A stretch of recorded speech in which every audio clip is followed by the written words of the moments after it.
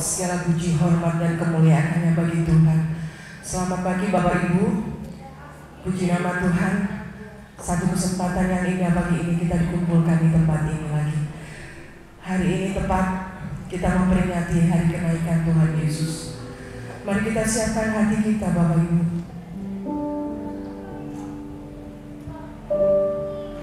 Haleluya.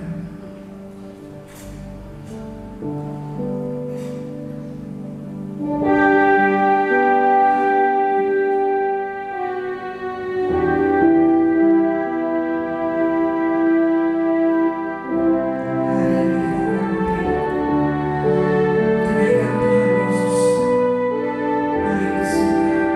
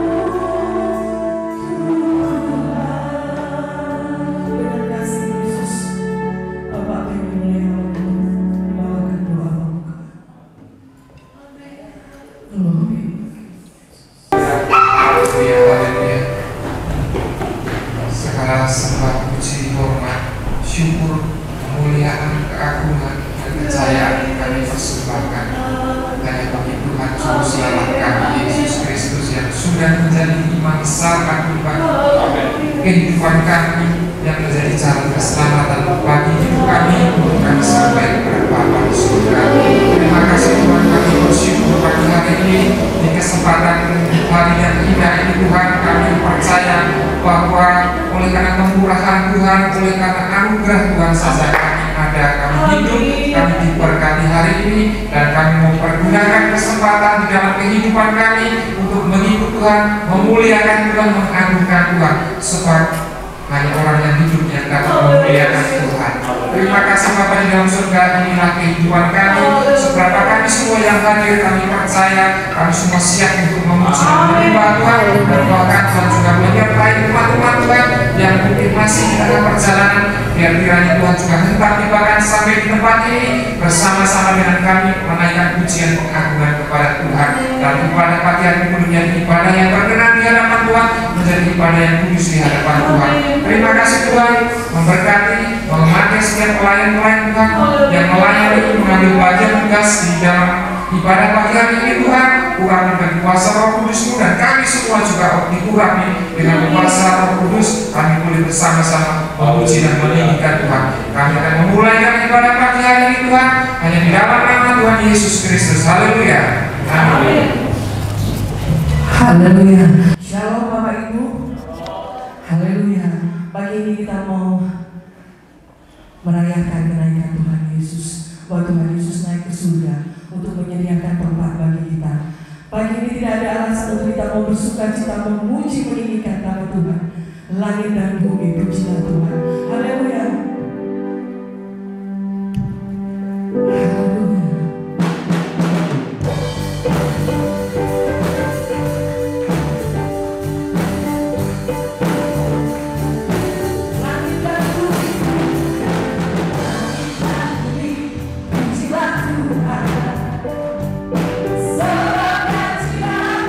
Semuanya, amin.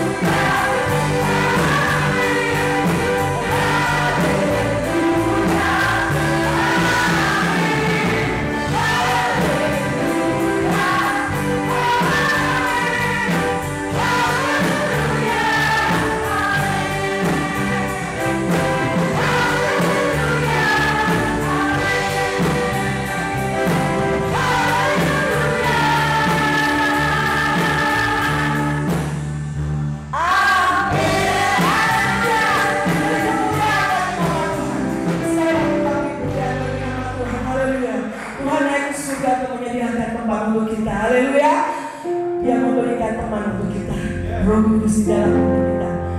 Haleluya. Kau terbesar dan mulia atas semua atas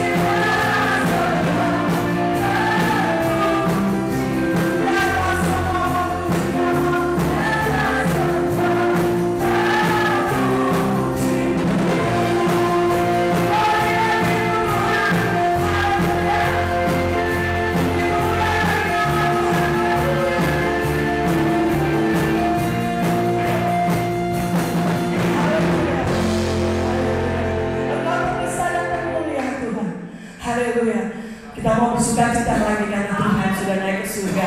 Kita diberi Roh Kudus di dalam hidup kita, sumber kekuatan kita, senada dengan surga. Haleluya.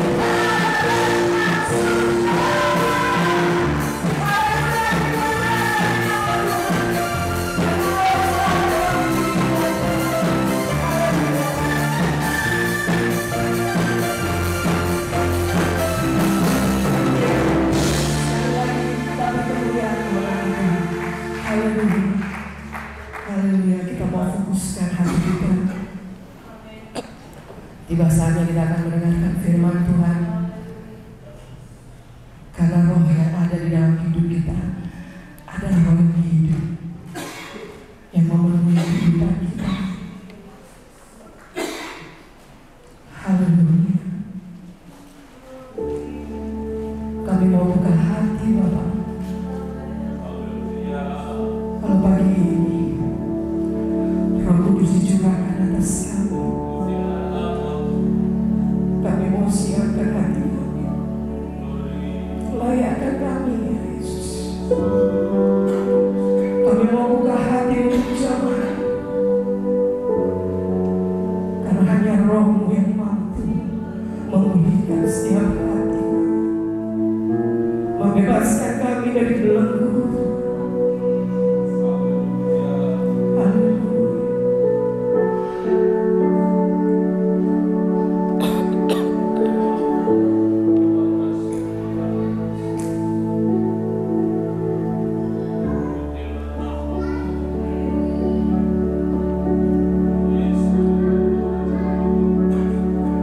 Roh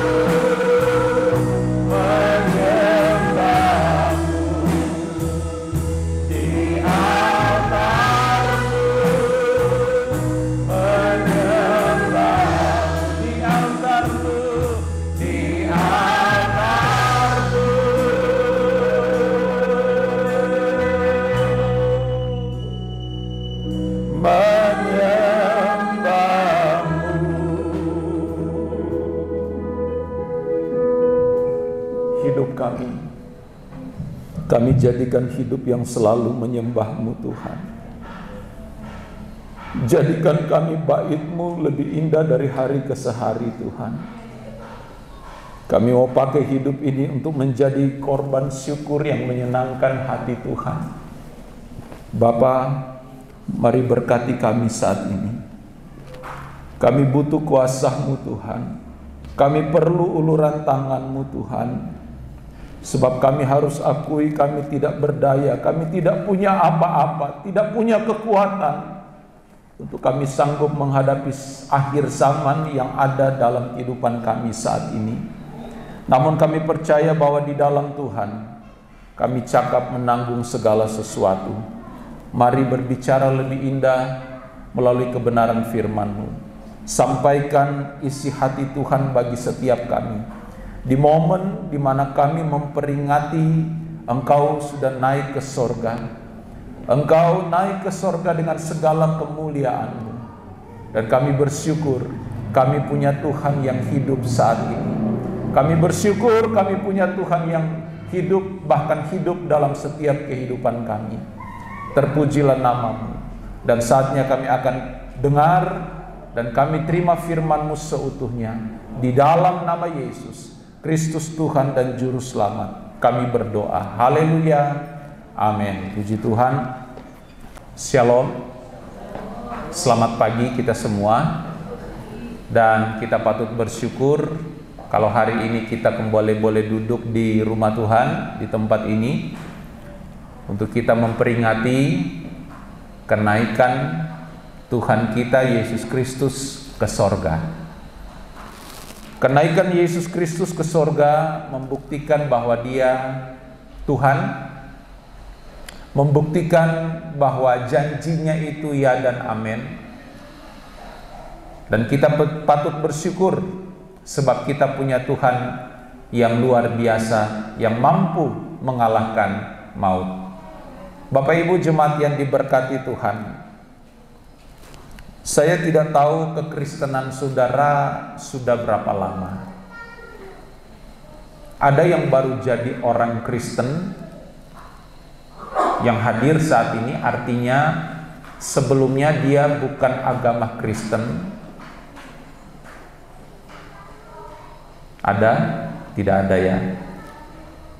Artinya bahwa kekristenan saudara adalah kekristenan yang saudara dapat oleh karena mungkin saudara lahir sudah di tengah-tengah keluarga Kristen. Saya tidak membedakan Katolik dan Kristen, bagi saya sama. Karena Allah yang kita sembah adalah satu.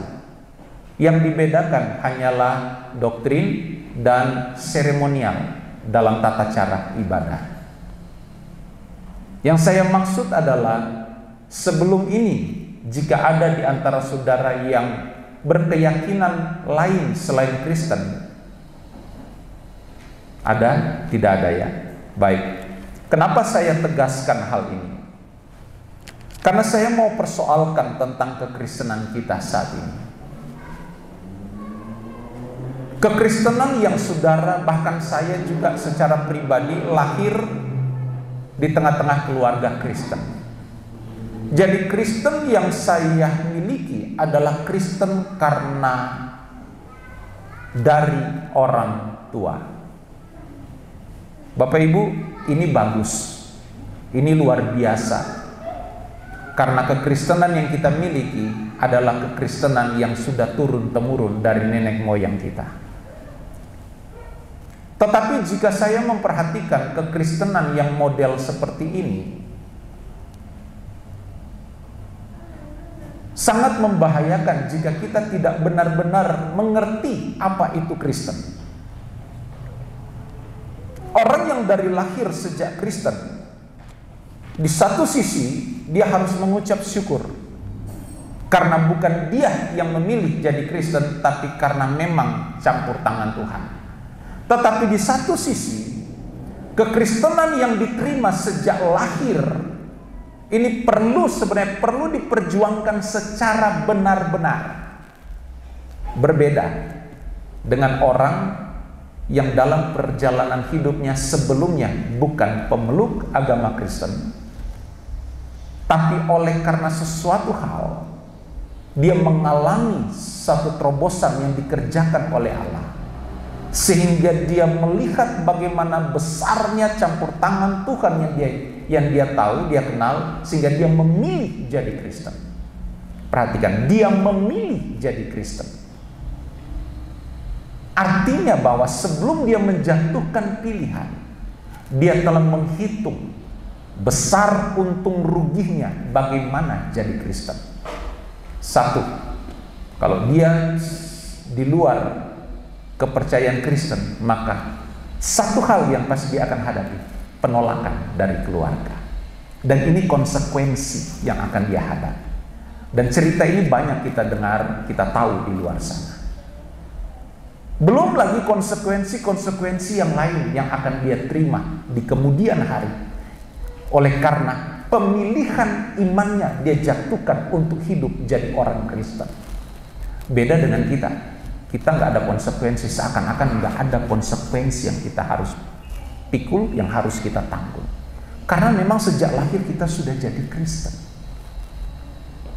Nah, Bapak Ibu jemaat yang diberkati Tuhan, saya mau sadarkan kita hari ini bahwa kekristenan dipenuhi dengan konsekuensi di dalamnya. Kalau saya bercermin dari Cambridge Dictionary, konsekuensi dia katakan begini: hasil dari tindakan maupun situasi tertentu yang seringkali buruk atau tidak nyaman dalam kehidupan seseorang. Kalau kita bercermin dari Kamus Besar Bahasa Indonesia, agak senadah dengan Cambridge Dictionary, Kamus Besar Bahasa Indonesia katakan konsekuensi adalah akibat, hasil, atau pengaruh dari suatu perbuatan seseorang. Bapak Ibu,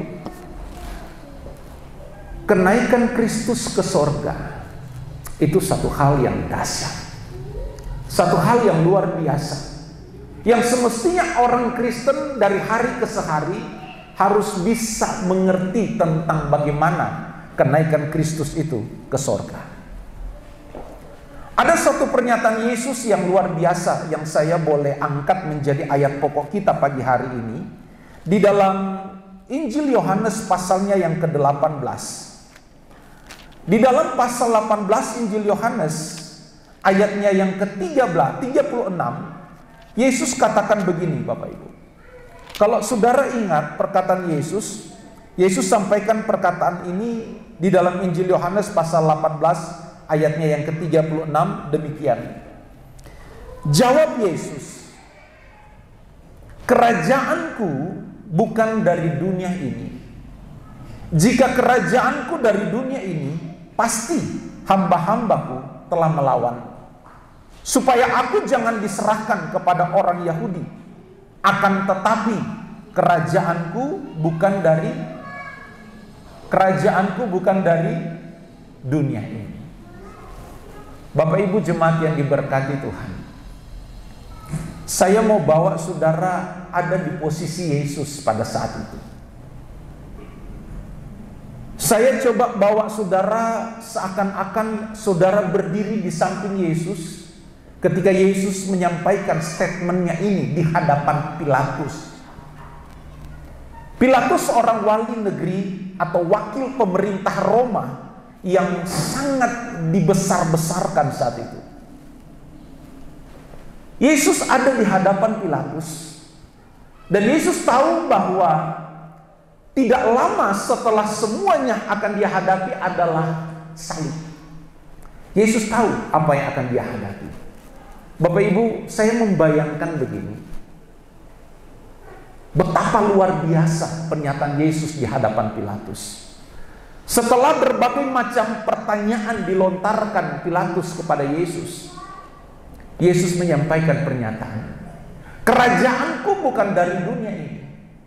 Jika kerajaanku dari dunia ini, pasti hamba-hambaku telah melawan, supaya aku jangan diserahkan kepada orang Yahudi. Akan tetapi kerajaanku bukan dari sini." Jemaat yang diberkati Tuhan, ayat di atas yang barusan kita baca perlu kita sadari secara mendalam hari ini. Perlu kita sadari secara mendalam hari ini. Kenapa saya tekankan perlu kita sadari secara mendalam?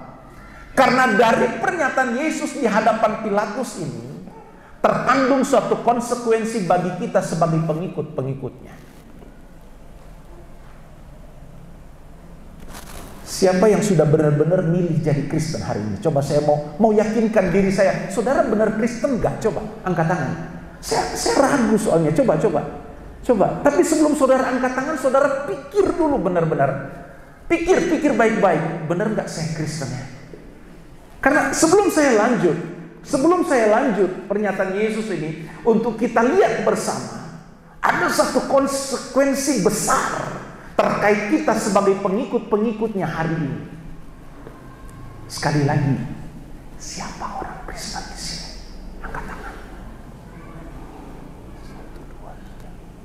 Cuma 15 orang. Dari 15 orang ini pun saya lihat ragu-ragu. Ada yang memang jos langsung, ada yang sudah begini turun lagi, ada yang setengah tiang begini, ada yang seperempat begini, ada yang begini memang. Puji Tuhan. Bapak Ibu, Kristen kita hari ini saya selalu akan mau mempersoalkan. Saya akan selalu mempersoalkan kekristenan saudara dan kekristenan saya secara pribadi. Kalau kekristenan kita tidak selalu kita persoalkan dari hari ke hari, saya takut saudara nanti di kemudian hari Yesus katakan, "So sorry, aku gak kenal kamu. Siapa sih lu?" Sekali lagi, Yesus katakan, "Kerajaanku bukan dari dunia ini. Jika kerajaanku dari dunia ini, pasti hamba-hambaku telah melawan. Supaya aku jangan diserahkan kepada orang Yahudi, akan tetapi kerajaanku bukan dari dunia ini."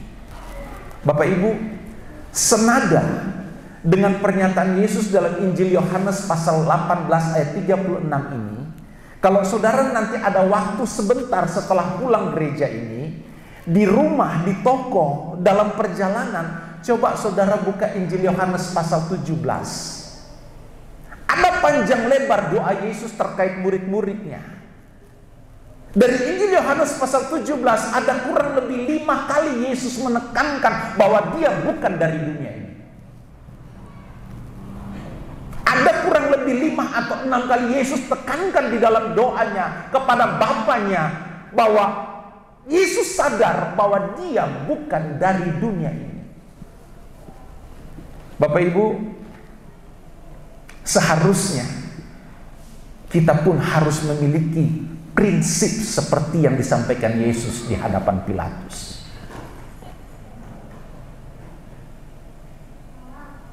Prinsipnya apa?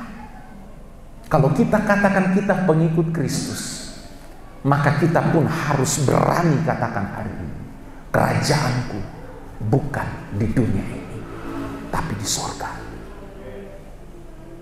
Tidak sedikit orang Kristen coba membangun kerajaannya di bumi ini. Kalau kita bicara konteks kerajaan adalah kekuasaan. Kalau kita bicara konteks kerajaan adalah kekuasaan, adalah kenyamanan, adalah segala sesuatu yang didambakan oleh banyak orang. Saya coba untuk menyelami perkataan Yesus ini ketika dia berdiri di hadapan Pilatus yang adalah wakil pemerintah Roma yang begitu dihormati, yang begitu diagungkan saat itu. Di hadapan Pilatus Yesus tegas menyampaikan ini, kerajaanku bukan dari dunia ini. Wah, Yesus tahu konsekuensi ketika dia sampaikan ini di hadapan Pilatus.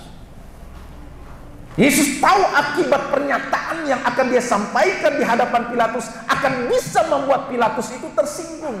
Siapa Yesus sampai dia berani berkata, kerajaanku bukan dari dunia ini. Tapi Yesus tahu segala sesuatu resiko dan akibat ketika dia menyampaikan prinsip ini di hadapan Pilatus. Dan prinsip ini mutlak. juga harus kita berani sampaikan. Kalau kita katakan kita pengikut Kristus yang sejati, maka prinsip ini pun harus mendarah daging, menjadi warna hidup, lifestyle dalam setiap kehidupan kita hari-hari.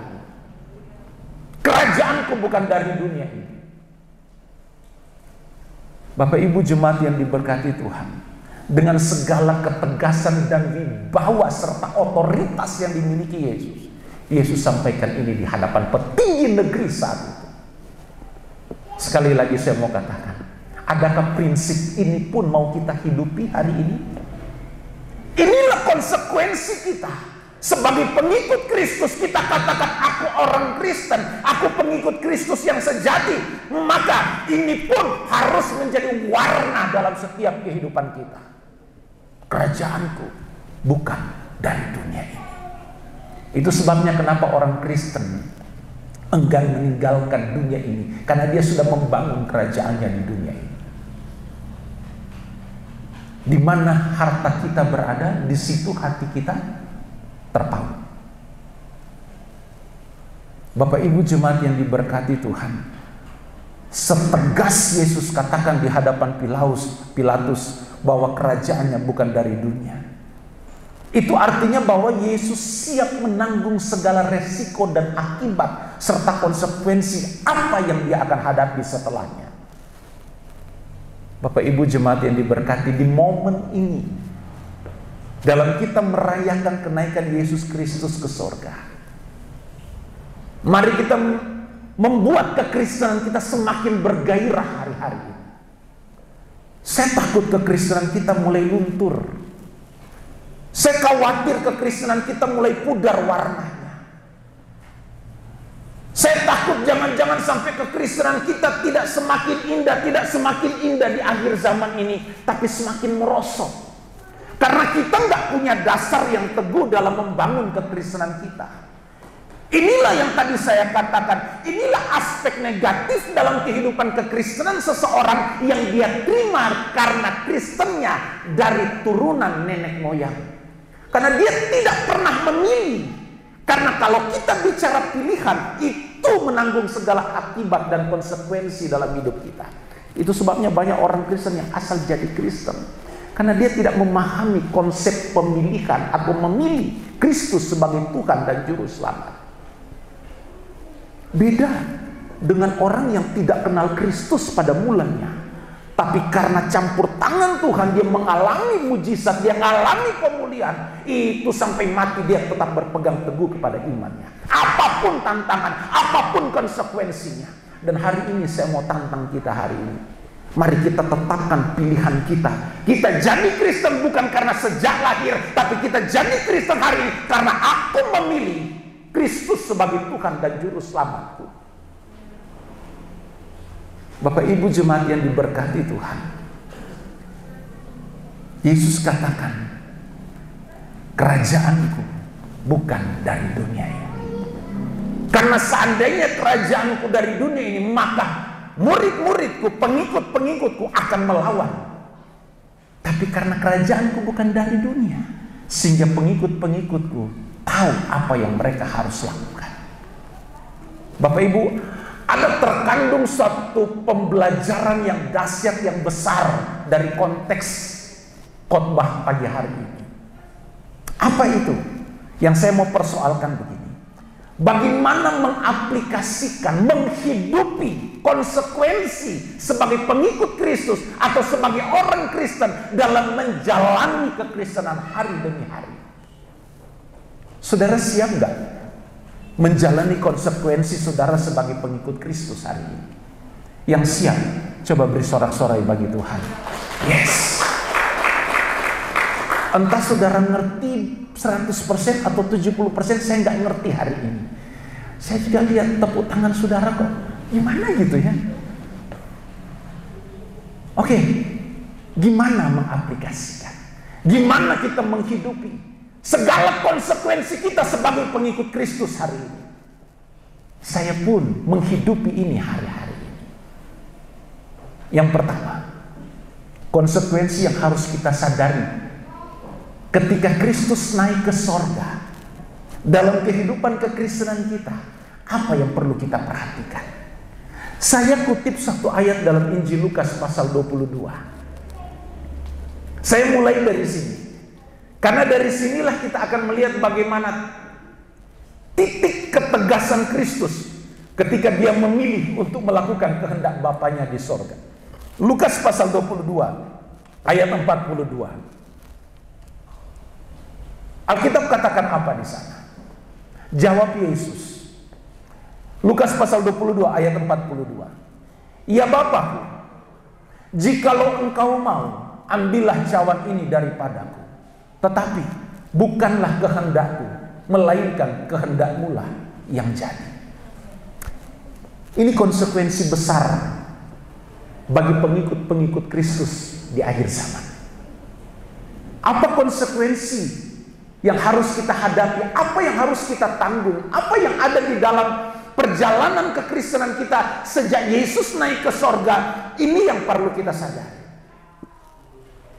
Ingat, segala sesuatu keputusan yang kita ambil akan ada konsekuensi atau dampak akibatnya di sana.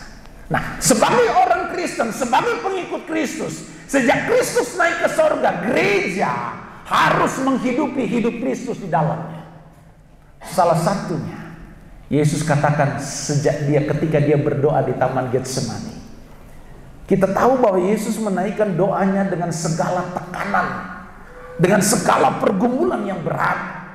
Yesus naikkan doanya di hadapan Bapanya dengan kalimat-kalimat yang pertama bahwa jikalau boleh, jangan aku masuk dalam sengsara ini.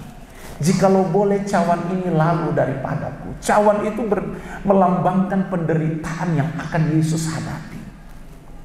Bapak Ibu, namun Yesus mengakhiri doanya. Namun janganlah kehendakku yang jadi, namun biarlah kehendakmu Bapa yang jadi atasku. Ini konsekuensi pertama yang saya bawa untuk kita persoalkan dalam kekristenan kita hari ini. Apa yang saya mau tekankan? Sebagai pengikut Kristus yang sejati, kita pun harus mendahulukan segala kehendak Allah lebih dari apapun dalam kepentingan kita pribadi, lepas pribadi. Kepentingan Allah harus kita tempatkan di posisi yang paling utama, melebihi segala kepentingan kita hari-hari ini. Jangan kita balik prinsip ini, jangan kita putar prinsip ini, jangan kita kurangi kadar bobot dari prinsip yang Yesus sudah ajarkan dalam kehidupan kita. Sekalipun dalam tekanan, Yesus katakan, kalau boleh Bapa, aku nggak masuk dalam penderitaan ini. Karena Yesus tahu bahwa ini sakit adanya, ini menderita adanya. Tapi Yesus akhiri dengan satu kata kunci, biarlah kehendakmu yang jadi Bapa. Bagaimana dengan kita? Di dalam doa kita, bagaimana itu? Bapa, Tuhan, aku gak mau tahu, pokoknya Tuhan jawab doaku. Ada yang seperti itu? Pak, Bu, kemarin saya bicara soal prinsip-prinsip doa.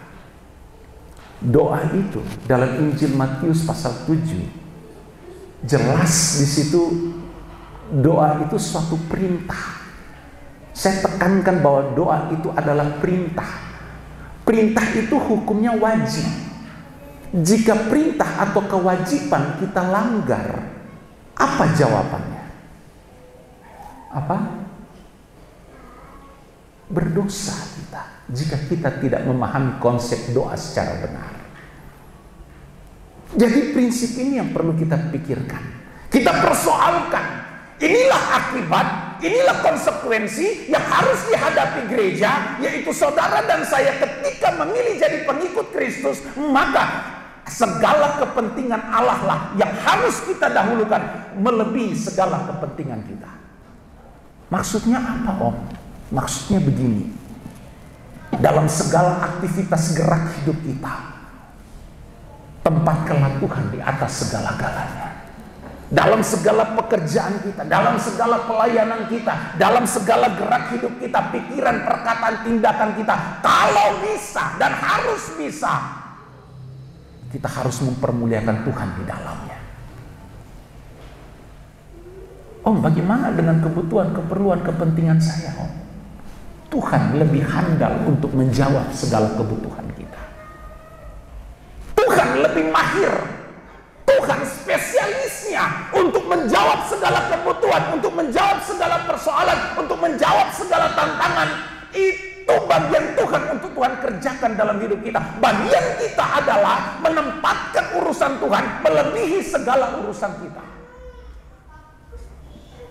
Saya katakan bahwa kalau seseorang sudah berurusan dengan Tuhan secara benar, kalau seorang Kristen telah berurusan dengan Tuhan secara benar, dalam artinya dia paham apa mau Tuhan dalam hidupnya, maka orang Kristen ini tidak akan mempedulikan dengan segala urusan kepentingan pribadinya, karena dia tahu Tuhan lebih tahu apa yang harus Tuhan kerjakan dalam setiap kehidupan kita. Jangan kita seakan-akan Tuhan gak tahu segala pergumulan kita, sehingga dengan secara detail kita katakan, Tuhan aku tuh lagi gini, aku Tuhan gini, Tuhan kalau boleh Tuhan kerjakan seperti ini dalam hidupku. Hei Pak, Bu, siapa kita? Semestinya kita harus persoalkan, Tuhan bagaimana hidupku di hadapan-Mu, apa yang perlu aku kerjakan untuk menyenangkan-Mu. Inilah urusan-urusan yang kita lakukan, yang menyenangkan hati Tuhan, yang berurusan dengan wajar di hadapan Tuhan. Saya percaya ketika kita terpojok, ketika kita kejepit, ketika kita punya masalah, Tuhan lebih tahu bagaimana cara Tuhan untuk mengangkat kita kembali, atau memberkati kita, atau mencurahkan berkahnya dalam kehidupan kita. Setuju nggak? Ya. Tuhan lebih mahir dalam hal itu. Jadi hal yang pertama yang saya tekankan di sini adalah bagaimana mengaplikasikan, menghidupi segala konsekuensi akibat dari kita memilih sebagai orang Kristen atau pengikut-pengikut Kristus. Tempatkan kepentingan Tuhan di atas segala-galanya. Carilah dahulu kerajaan Allah beserta segala kebenarannya, maka yang lain itu akan ditambahkan dalam hidup kita. Yang kedua, bagaimana kita menghidupi segala konsekuensi yang kita akan terima akibat dari kita pilih sebagai pengikut-pengikut Kristus. Yang kedua, saya tertarik untuk mengangkat satu ayat, Yohanes pasal 16 ayat 7. Saudara bisa temukan hal-hal lain di Alkitab, tapi kurang lebih saya akan angkat 5 poin hari ini. Ini yang kedua, Yohanes pasal 16 ayat 7. Apa Alkitab katakan? Namun benar yang kukatakan ini kepadamu adalah lebih apa Bapak Ibu? Lebih berguna bagi kamu jika aku pergi. Sebab jikalau aku tidak pergi, penghibur itu tidak akan datang kepadamu. Tetapi jikalau aku pergi, aku akan mengutus dia kepadamu. Kristus kan sudah di sorga hari ini ya. Artinya ayat ini sudah tergenapi. Yesus sudah mengutus. Yang dimaksud di sini pekerjaan Roh atau Roh Kudus itu sendiri. Yesus sudah memberikan Rohnya atas dunia ini. Dan ini sebenarnya harus menjadi suatu kebanggaan kita sebagai pengikut-pengikut Kristus. Karena dengan bekerjanya Roh Kudus mengambil alih pekerjaan Yesus selama 33 tahun Yesus ada di dunia, dan 3,5 tahun dia melayani. Setelah itu Yesus naik ke sorga, Yesus mengutus Parakletos.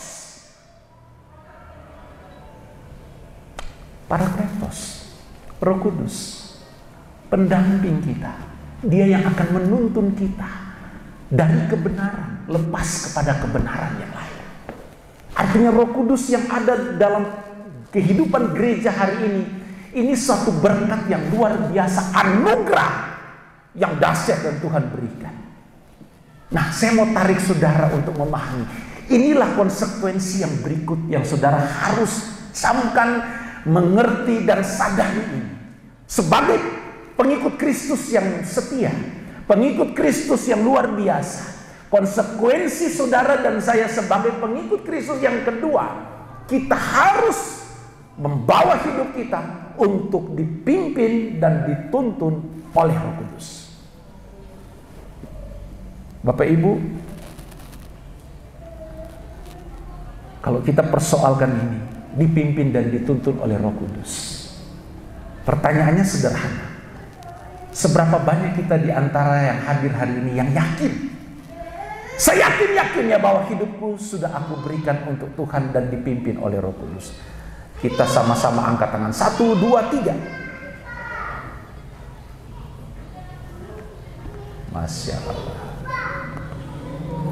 Entar malam doa yang pertama kita berdoa untuk kepenuhan Roh Kudus. Jangan lupa itu. Dasar-dasar Alkitab seperti ini perlu kita pahami secara baik dan benar. Karena ada banyak orang Kristen yang tidak yakin kalau dalam hidupnya itu ada Roh Kudus dan bagaimana cara supaya Roh Kudus memimpin hidupnya. Banyak orang Kristen yang tidak sadar bahkan tidak tahu bahwa Roh Kudus ada dalam hidupnya. Sehingga ketidaksadaran dan ketidaktahuan inilah membahayakan kehidupan iman orang Kristen. Tanpa sadar, banyak orang Kristen di luar sana hidup bertentangan dengan apa yang Roh Kudus inginkan. Sehingga dari hari ke hari dia hidup dalam mendukakan Roh Kudus.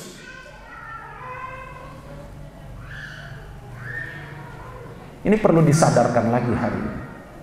Mumpung kita ibadah kenaikan Yesus Kristus ke sorga yang berkaitan dengan nanti pencurahan Roh Kudus 10 hari ke depan.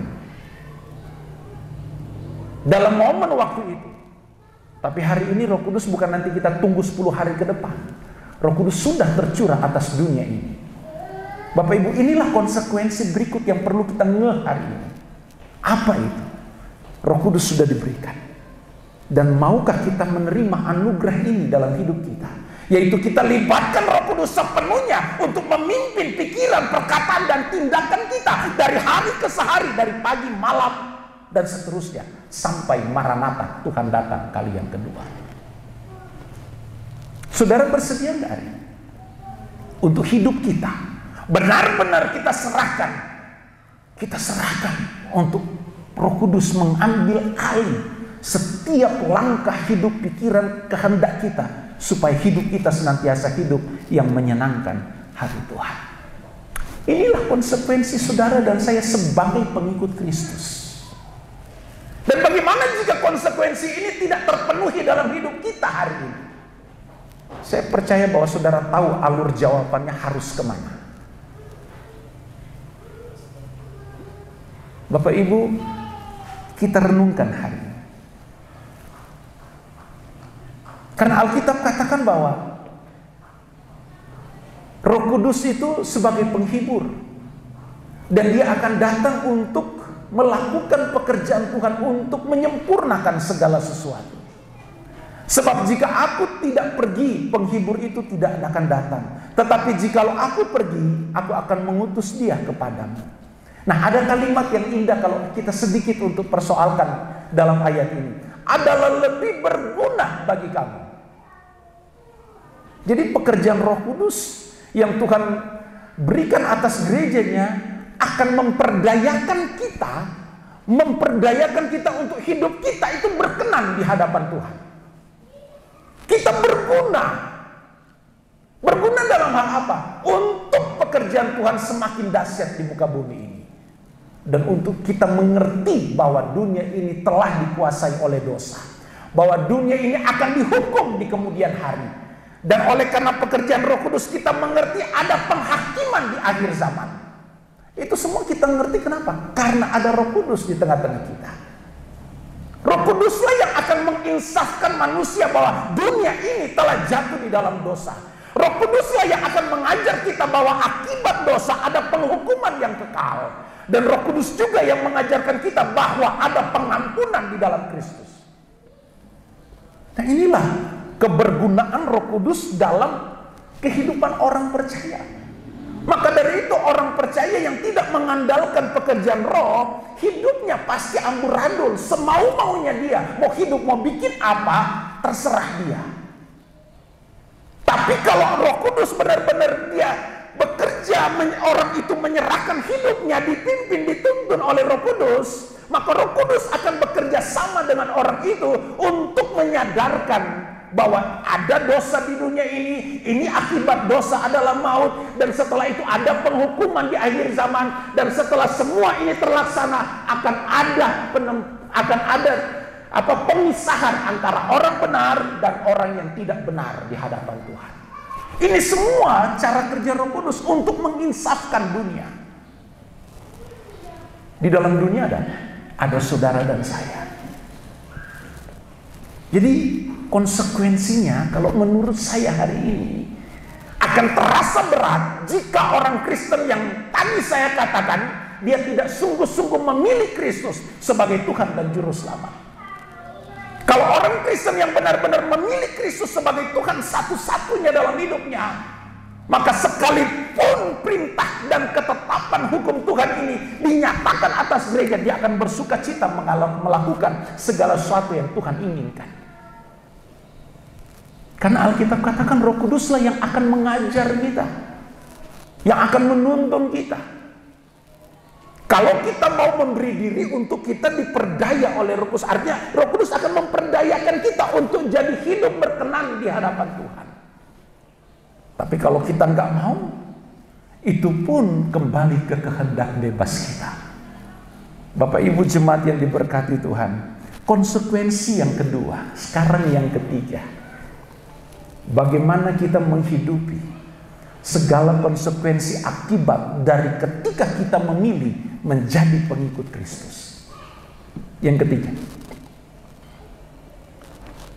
Yohanes pasal 14 ayat 2. Saya akan selesaikan poin-poin ini. Yohanes pasal 14 ayat 2. Apa Alkitab katakan? Di rumah Bapakku banyak tempat tinggal. Jika tidak demikian, tentu aku mengatakannya kepadamu. Sebab aku pergi ke situ untuk apa? Menyediakan. Ini satu hal yang luar biasa. Inilah akibat, inilah konsekuensi yang akan kita tanggung, kita pikul ketika kita memilih Kristus sebagai Tuhan dan Juru Selamat. Apa? Tersedia rumah yang kekal di dalam kerajaan Allah. Siapa yang rindu hari ini untuk menempati rumah yang Tuhan sudah sediakan? Yang rindu beri sorak-sorai tepuk tangan yang paling meriah hari ini. Yes, haleluya. Yang mau sekarang hari ini pergi ke rumah Bapa, siapa? Tentu kita akan rindu menikmati berkat-berkat Tuhan. Bapak Ibu, ini satu hal yang indah. Kalau saya tarik dari sisi positifnya, maka bersyukur kita hari ini karena Tuhan sediakan rumah kekal dalam kerajaan Allah. Ini sangat luar biasa. Perlu kita bersyukur karena berkat yang kekal telah disediakan oleh Tuhan. Tapi tunggu dulu, jangan bersuka cita hari ini. Kalau saya tarik melihat posisi dari sisi yang mempersoalkan tentang sisi negatif dari ayat ini, bagaimana kita harus berjuang untuk sampai ke rumah Bapa. Nah, ini akan jadi persoalan dan buat kening kita ini mengkerut hari ini. Benar nggak? Yakin nggak kita hari ini bisa capai tempat yang telah Tuhan sediakan hari? Bapak Ibu jemaat yang diberkati, kalau saudara sudah katakan aku pengikut Kristus, aku orang Kristen, perlu berbangga dan bersyukur karena tersedia berkat kekal, yaitu rumah yang telah tempat, mansion house, artinya rumah yang indah, rumah yang megah, rumah yang luar biasa, yang telah disediakan Kristus bagi saudara dan saya. Tapi ingat Pak Bu, kembali, semua ini tidaklah instan, tidaklah otomatis saudara dan saya terima. Tapi kalau kita kembali lompat mundur di poin yang sebelumnya tentang bagaimana kepenuhan Roh Kudus itu harus menghidupi atau memenuhi hidup kita. Nah, inilah hal yang perlu kita pahami. Karena hanya dengan kita memberi diri dipimpin, dituntun Roh Kudus, maka kita akan sampai ke tempat yang telah tersedia buat saudara dan saya. Karena dalam Yohanes pasal 14 ini satu rangkaian kan? Satu rangkaian ceritanya. Inilah prinsip, inilah konsekuensi, inilah akibat ketika kita memilih sebagai pengikut-pengikut Kristus hari ini. Nah, Bapak Ibu, saya percaya bahwa setiap kita hari ini tidak menyesal ketika kita memilih jadi orang Kristen. Amin. Atau saudara nyesal setelah dengar khotbah hari ini? Om, mending saya tidak jadi Kristen tak, Om. Kalau jadi Kristen kenapa berat begini, Om? Yang saya tahu kok khotbah di luar sana jadi Kristen tuh aman-aman saja, Om. Beda dengan GPD Hosana, Pak, Bu. Tapi inilah yang harus diwartakan hari-hari ini. Inilah yang harus diwartakan, inilah yang harus diperdengarkan dalam setiap kehidupan kita yang hadir, yang ada di tempat ini. Mumpung kita masih diberi waktu, yuk kita sama-sama berjuang untuk persilahkan Roh Kudus ambil alih segenap hidup kita. Untuk izinkan cara Tuhan yang bekerja dalam kehidupan kita. Kalau kita mau menempati tempat yang telah tersedia buat saudara dan saya.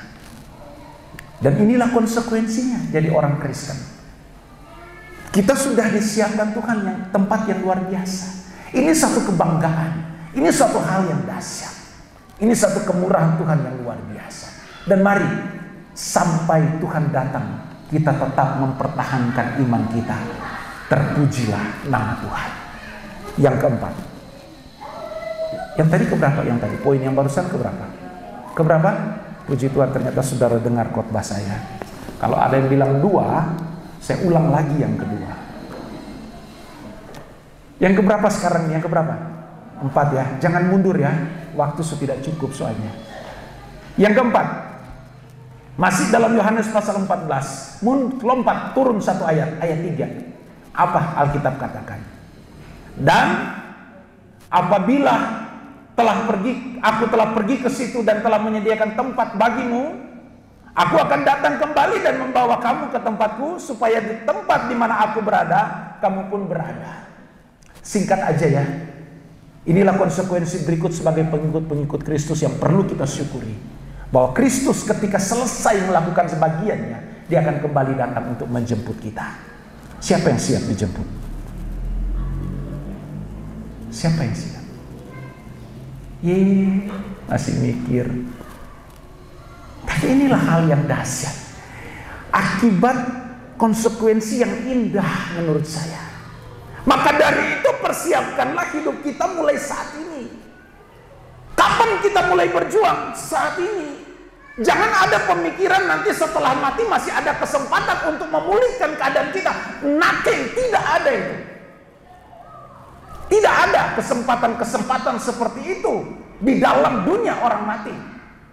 Jika ada kesempatan seperti itu di dalam dunia orang mati, mana saya akan ngambil prinsip hari ini. Saya hidup sesuka-suka saya. Nanti setelah mati saya minta ampun sama Tuhan. Pengampunan terjadi ketika seseorang itu masih ada di tengah-tengah dunia ini. Seandainya pengampunan itu masih berlaku di alam baka sana, maka si orang kaya yang mati bersama-sama Lazarus yang miskin, maka dia nggak akan perlu mengeluh sama Abraham. Bapak Abraham, tolong aku dan tolong ingatkan 5 saudaraku yang lain supaya mereka hidup takut akan Tuhan. Dan tolong kirim 1 orang dari alam baka ini untuk mengingatkan saudara-saudaraku yang kepala batu sampai hari ini. Seandainya itu terjadi, bisa dikabulkan oleh Tuhan dalam catatan Alkitab, maka saya mau katakan kita orang Kristen hari ini, hiduplah sesuka-suka Anda, nanti mati kemudian baru minta ampun. Nothing, tidak ada ayat Alkitab yang menekankan soal itu. Perubahan, pemulihan terjadi pada saat ini. Ketika kita selesai mengakhiri hidup, akhir hidup kita, lembar hidup kita selesai, maka akan kita menunggu satu hari, yaitu penghakiman dalam hidup kita. Nah, maka dari itu berjuanglah selama kita masih ada hari ini, Bapak Ibu. Berjuanglah semaksimal mungkin, berjuanglah dengan sungguh-sungguh. Untuk apa? Untuk supaya ketika Kristus datang di awan-awan, hendak menjemput orang-orang kudusnya, kita siap untuk menghadap Tuhan. Kapanpun Tuhan butuh saya, kapanpun Tuhan datang, aku siap Tuhan. Karena aku percaya, aku berkenan hidup di hadapan Tuhan. Inilah konsekuensi kekristenan yang perlu kita sadari hari ini. Sampai Maranatha, Tuhan datang kali yang kedua. Poin berapa setelah ini? Berapa? 5 ya?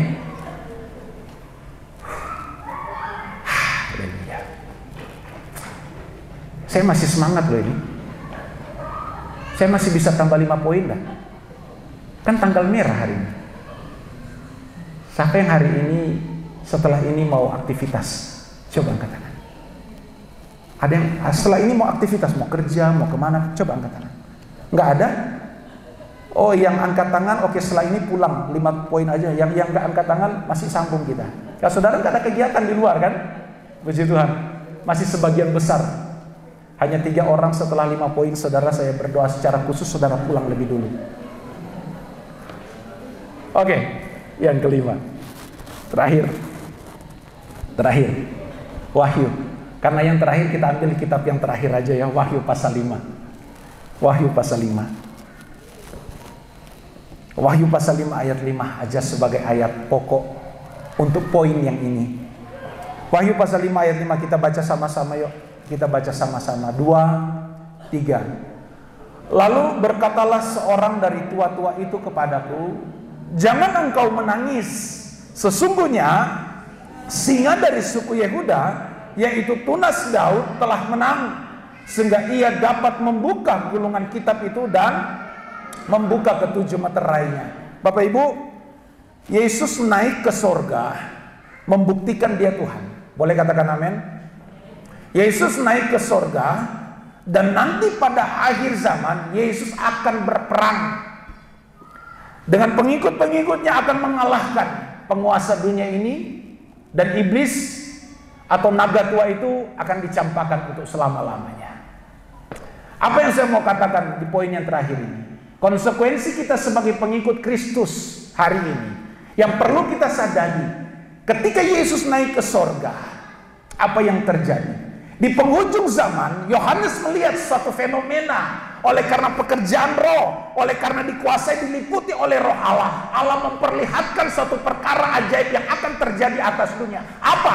Gejolak atas dunia ini.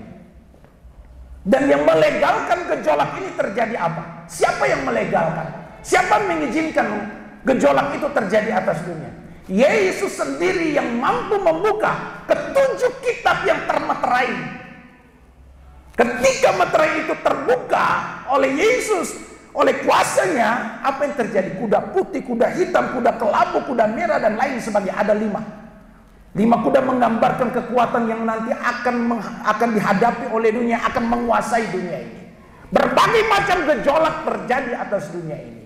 Dan kalau kita compare, kita ingat perkataan Yesus ketika murid-muridnya bertanya, Guru, Rabi, apa yang menjadi tanda ketika engkau akan datang kali yang kedua? Yesus katakan, akan terjadi gempa dan segala macam perang sana sini, gejolak dunia. Dunia ini akan kacau balau, segala sesuatu akan digoncangkan, kata Alkitab atau kata kitab Ibrani. Bapak Ibu jemaat yang diberkati, konsekuensi yang berikut yang perlu kita sadari sebagai pengikut Kristus, bahwa dunia ini menjelang kedatangan Tuhan kali yang kedua. Karena dia hari ini sudah naik ke sorga, dan nanti dia akan datang kembali.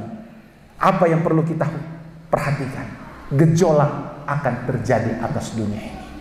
Maka dari itu saya mau langsung katakan begini, persiapkanlah dirimu, persiapkan hidup kita hari ini, bekali hidup kita dengan kebenaran yang murni. Karena hanya dengan kebenaran yang murni kita mampu menghadapi apapun gejolak yang Tuhan izinkan terjadi atas dunia. Kalau kita nggak ngerti kebenaran yang benar, ketika nggak ngerti kebenaran yang murni, kita bisa kelabakan untuk menghadapi apa yang terjadi dengan keadaan dunia hari-hari. Jadi Bapak Ibu, yang kelima saya mau katakan begini, ayo tetaplah di dalam Tuhan dan berjuanglah terus di dalam Tuhan. Minta pimpinan Tuhan, campur tangan Tuhan melalui pekerjaan Roh Kudus, agar kita mengerti segala kehendaknya, apa yang akan terjadi di hari-hari ke depan. Karena janji Tuhan, menjelang kedatangannya, dunia ini akan digoncang. Apa yang belum pernah tergoncang, 1 kali hari, 1 kali saat akan digoncangkan. Bukan langit saja, bukan bumi saja, tapi langit pun akan digoncang menjelang kedatangan Tuhan. Artinya apa? Goncangan yang digambarkan oleh kitab Ibrani di situ berbicara tentang suatu pesan inti, bahwa akan terjadi pemisahan, akan ada masa penantian di akhir zaman. Siapa yang benar-benar di dalam Tuhan, bobotnya berat di dalam Tuhan, dia akan tetap bertahan di dalam Tuhan. Tapi orang Kristen yang tidak punya bobot, tidak punya pendirian, tidak punya prinsip, tidak mengerti kebenaran firman, akan sangat mudah dibawa oleh pengajaran-pengajaran yang tidak berkenan di hadapan Tuhan. Jadi Bapak Ibu jemaat yang diberkati, saya hanya mau katakan begini. Sadarilah, konsekuensi kekristenan yang saudara dan saya jalani adalah konsekuensi di mana kita harus melakukan segala kehendak Bapa dalam setiap kehidupan kita. Boleh kita beri sorak-sorai bagi Tuhan? Saudara boleh tutup Alkitab saudara hari ini. Saudara boleh tutup Alkitab saudara. Kekristenan yang kita jalani bukan tanpa konsekuensi. Saya teringat satu perkataan seorang filsuf. Dia katakan, ketika seseorang berdiam diri pun, di dalam berdiam dirinya pun terkandung konsekuensi yang besar. Terkadang kita nggak tahu harus memilih A atau B. Terkadang kita hanya ambil prinsip, lebih baik aku berdiam diri. Tapi saudara, saya mau katakan, dalam berdiam diri pun terkandung suatu konsekuensi yang harus kita pikul. Jadi hari ini tetapkanlah arah hati kita, iman kita dalam menjalani hidup Kristen kita. Peganglah iman sampai Tuhan datang kali yang kedua. Gejolak apapun, tantangan apapun, pergumulan apapun, bersama Tuhan, bahasa saya, kita cakap menanggung segala perkara.